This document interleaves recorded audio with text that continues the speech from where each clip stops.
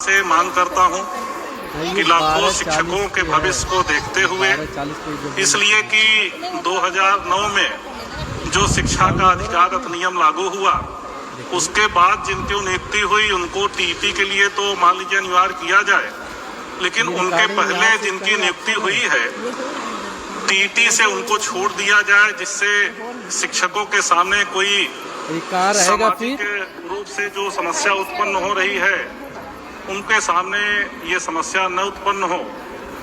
सभापति महोदया, चूंकि सारे शिक्षक लोगों के पास जा रहे हैं, अभी दिल्ली में भी उन्होंने धरना किया था, प्रदर्शन किया था, जिले जिले में धरना प्रदर्शन कर रहे हैं और ये चिंता उनकी स्वाभाविक है।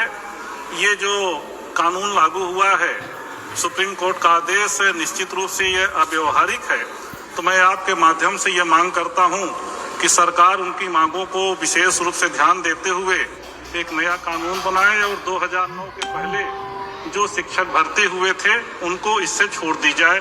बहुत बहुत धन्यवाद। जय हिंद। प्रश्न को शून्यकाल में उठाने का मौका दिया है। सभापति महोदय, मैं आपके माध्यम से टीटी निर्णय पर शिक्षकों की सेवा सुरक्षा हेतु विधायी हस्तक्षेप की मांग के लिए सदन का ध्यान आकर्षित कराना चाहता हूं। लाखों शिक्षकों की सेवा सुरक्षा एवं आजीविका से जुड़ा ये एक अत्यंत गंभीर विषय माननीय सदन का ध्यान आकर्षित करना चाहता हूं। दिनांक सितंबर 2025 को माननीय सर्वोच्च न्यायालय द्वारा दिए गए निर्णय में कक्षा 1 से 8 तक सभी शिक्षकों के लिए नियुक्ति की तिथि चाहे वो जो भी हो, शिक्षा पात्रता परीक्षा को अनिवार्य कर दिया गया। सभापति महोदय, इस निर्णय से प्रदेश सहित देश भर के लगभग 20 लाख शिक्षकों का क्वालिफाइड और एग्जेम्प्टिव दर्जा संकट में आ गया।